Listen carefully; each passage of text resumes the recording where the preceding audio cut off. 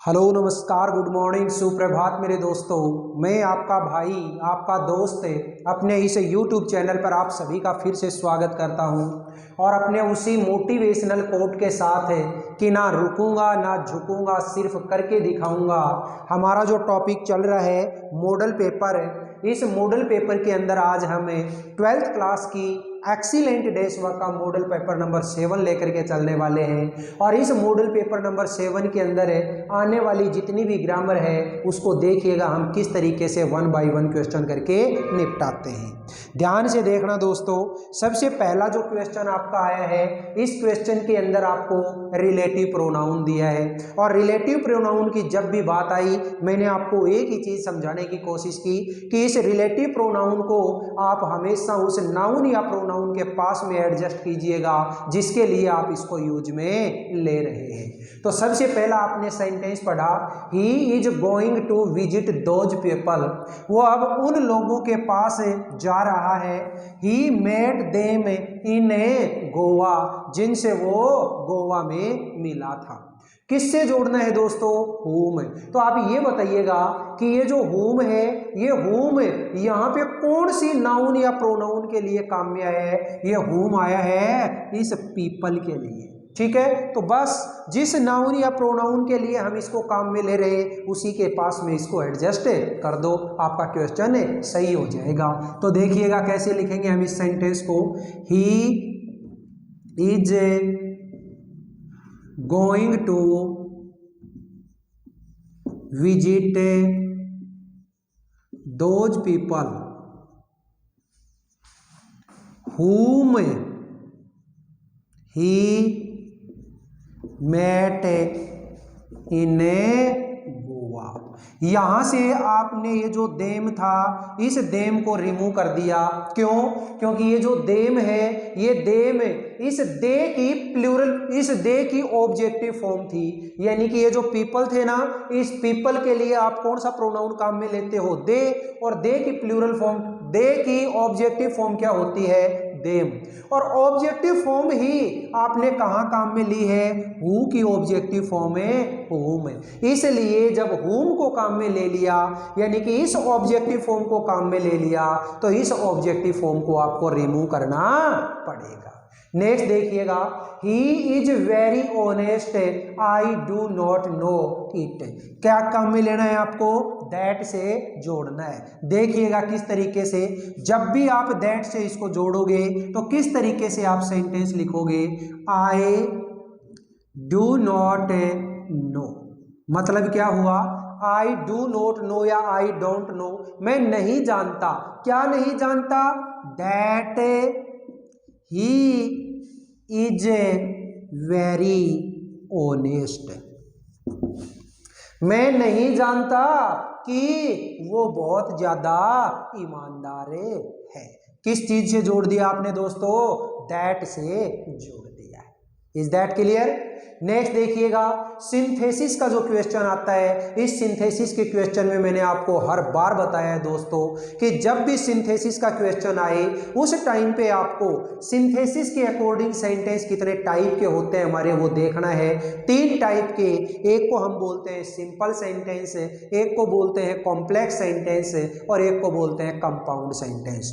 हो सकता है 2 सिंपल सेंटेंस दे करके आपसे एक सिंपल सेंटेंस बनवा ले, आपसे एक कॉम्प्लेक्स सेंटेंस बनवा ले, या फिर आपसे एक कंपाउंड सेंटेंस बनवा ले। वो तो सामने वाले के ऊपर डिपेंड करेगा कि वो क्या सोचता है।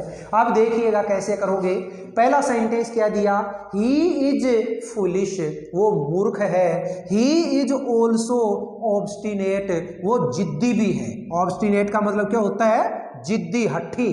ठीक है, वो जिद्दी भी है। क्या बनाना है आपको? कंपाउंड सेंटेंस बनाना है। सर कंपाउंड सेंटेंस बनाएंगे तो उसमें कोई ना कोई कंजक्शन जरूर जोड़ेंगे।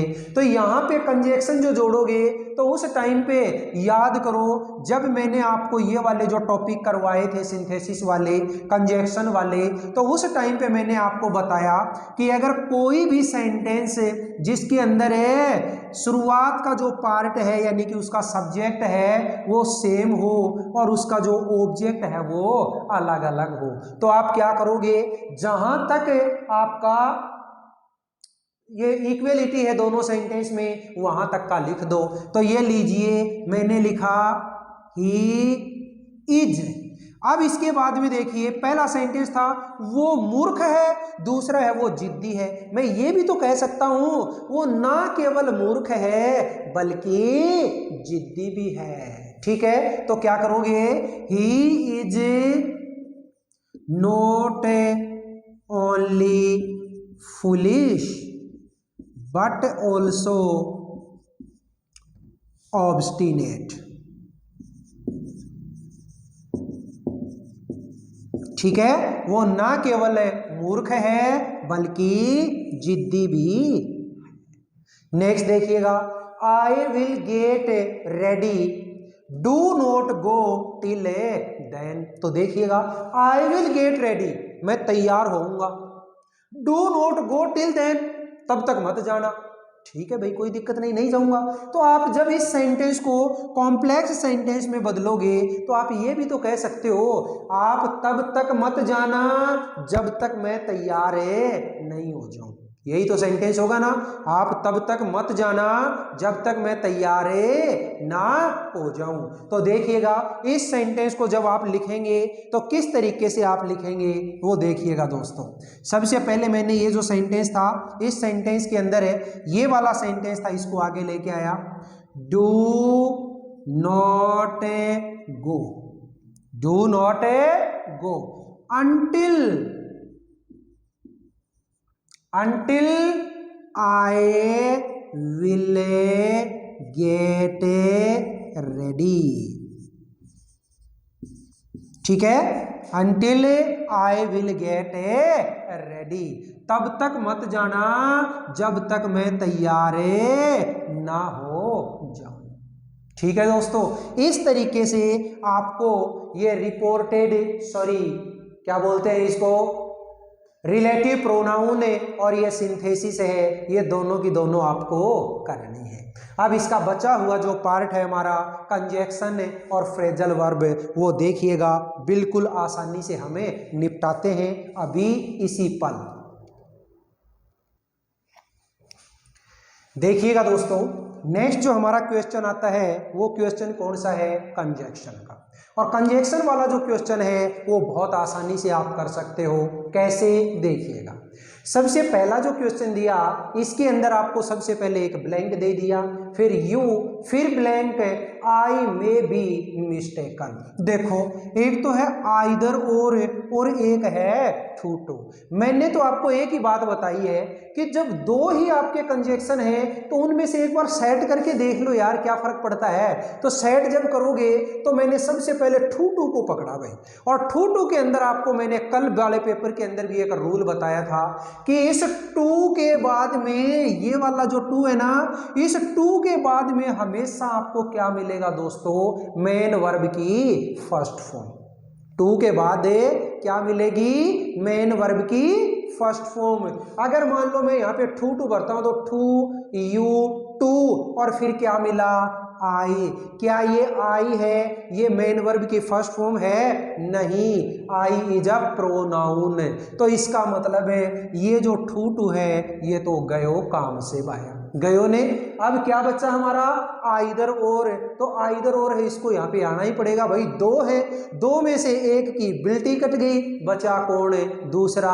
तो दूसरे ने तो फिर काम निपटाना ही पड़सी है ना। तो क्या करोगे आप, आइदर, सबसे पहले आइदर यू और आई में भी mistaken.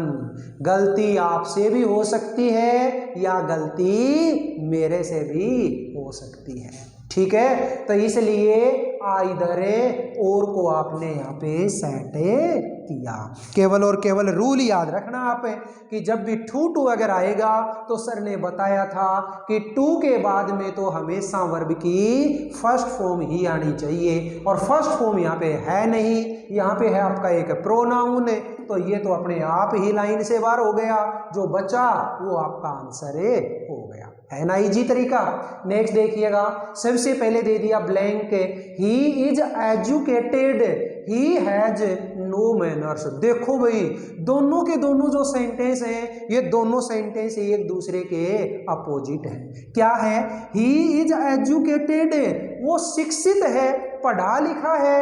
He has no manners, उसमें किसी प्रकार के मैनर्स नहीं है। अरे भाई अगर पढ़ा लिखा होगा तो हम तो यही सोचते हैं ना कि शायद उसमें अच्छे मैनर्स होंगे, लेकिन आगे इसने तो बिल्कुल एकदम बैंड बजा दी, यानी कि उसके अंदर मैनर्स है ही नहीं। तो मैनर्स नहीं है तो इसका मतलब दोनों सेंटेंस अपोजिट हो गए, और अपोजिट सेंटेंस के अंदर तो हमेशा कौन से कंजक्शन सेट करते हो दोस्तों? एडवर्जेटिव। और एडवर्जेटिव के अंदर भी मैंने आपको बता रखा है कि अगर शुरुआत के अंदर ही ब्लैंक मिल जाए तो किसको ठोक दो? ऑल दो को ठोक दो। ये लो भाई, दो या ऑल दो अगर आपको मिलता है तो वो यहाँ पे आपका सेट हो जाएगा। यहाँ पे क्या है? ऑल दो। ठीक है, मतलब क्या हुआ दोस्तों? ऑल्दो ही इज एजुकेटेड, यद्यपि वो पढ़ा लिखा है, वो शिक्षित है। ही हैज नो मैनर्स, फिर भी उसमें मैनर्स नहीं है। ठीक है, नेक्स्ट देखिएगा दोस्तों फ्रेजल वर्ब। और फ्रेजल वर्ब जो है ये फ्रेजल वर्ब आपके सिलेबस के अंदर है, केवल और केवल 7 फ्रेजल वर्ब दे रखी हैं और उनको शायद आपने बहुत अच्छे तरीके से लर्न कर लिया होगा। देखिएगा पहला सेंटेंस क्या है? द पेशेंट विल, फिर ब्लैंक ब्रैकेट में जो फ्रेजल वर्ब दे दी, एक तो कम राउंड और एक दे दी कम अबाउट सून। ठीक है, देखिए द पेशेंट विल। अब एक बात बताओ रे, पेशेंट है, उस पेशेंट के लिए जल्दी ही कामना की गई है। किसकी? स्वस्थ होने की। और स्वस्थ होने के लिए कौन सी फ्रेजल वर्ब होती है दोस्तों? Come round.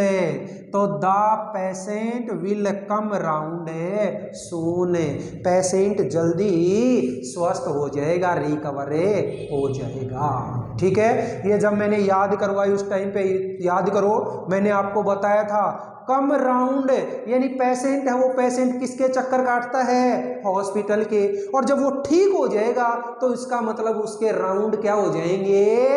कम हो जाएंगे। तो कम राउंड, कम राउंड कब हो जाएंगे? जब वो स्वस्थ हो जाएगा, जब वो ठीक हो जाएगा, रिकवर हो जाएगा। तो कौन सा भरोगे दोस्तों यहाँ पे? कम राउंड। नेक्स्ट देखिएगा, ही इज फिर blank the new clothes to attend the marriage ceremony. देखो एक तो दे दिया पुटिंग इन और एक दे दिया पुटिंग ऑन। अरे भाई किसकी बात कर रहा है? देखो थोड़ा सा तो दिमाग लगाओ यार। He is the new clothes, अरे नए कपड़ों की बात कर रहा है। किसमें? शादी अटेंड करने के लिए। तो शादी अटेंड करने के लिए नए कपड़े पहनोगे या फेंकोगे? अरे नए कपड़े पहनोगे। और पहनने के लिए कौन सी फ्रेजल वर्ब होती है? Putting on.